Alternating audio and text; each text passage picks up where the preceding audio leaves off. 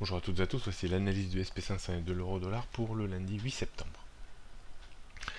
Le SP500 reste toujours en phase de dérive horizontale depuis quelques jours, pour ne pas dire quelques semaines, au sens large, entre 1980-85 et 2005-2010 points.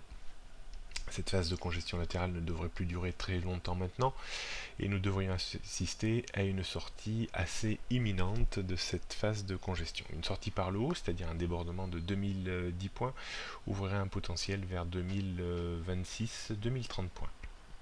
Une phase de correction baissière interviendra en cas de rupture de 1980-85 avec un risque de retour sur le premier niveau de support horizontal très cohérent vers 1940 points. Du côté des indicateurs techniques, on constate toujours un petit essoufflement baissier depuis longtemps maintenant, depuis quasiment toute la phase de, de reprise à l'intérieur de ce... Enfin, depuis toute la phase de reprise haussière, pardon, depuis la mi-août.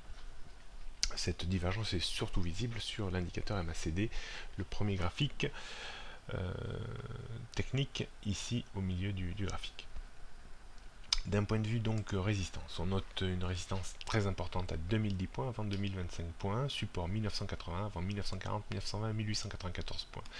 On peut considérer que la tendance reste toujours très haussière au-dessus de 1980 points. Pas de stratégie dans les médias sur cet indice compte tenu de la faible volatilité haussière et baissière pour le moment.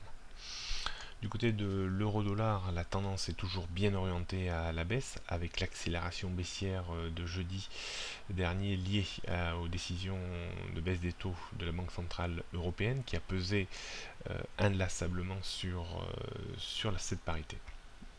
La rupture du niveau de retracement à 1,30 ouvre potentiellement une phase de baisse à échéance quelques semaines pour moi vers 1,2750, 1,28.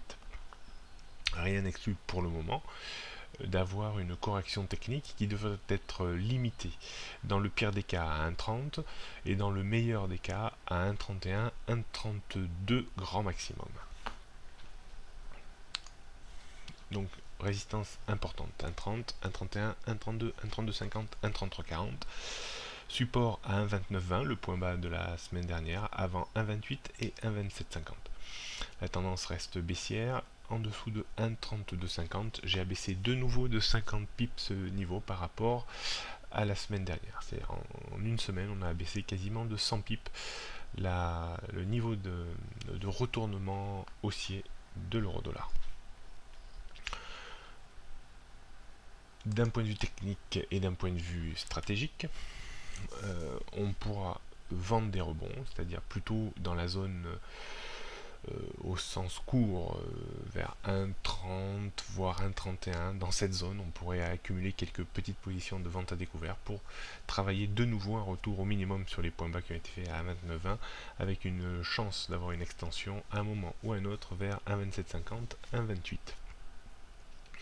Si on dégringolait très rapidement vers 1,2750, 1,28, il serait tentant d'acheter modérément cette zone pour viser une correction technique d'envergure en timing et en amplitude qui pourrait ramener la parité vers les 1,30, 1,31. Voilà ce qu'on peut dire aujourd'hui. Bonne journée à toutes et à tous et à demain pour de prochaines analyses.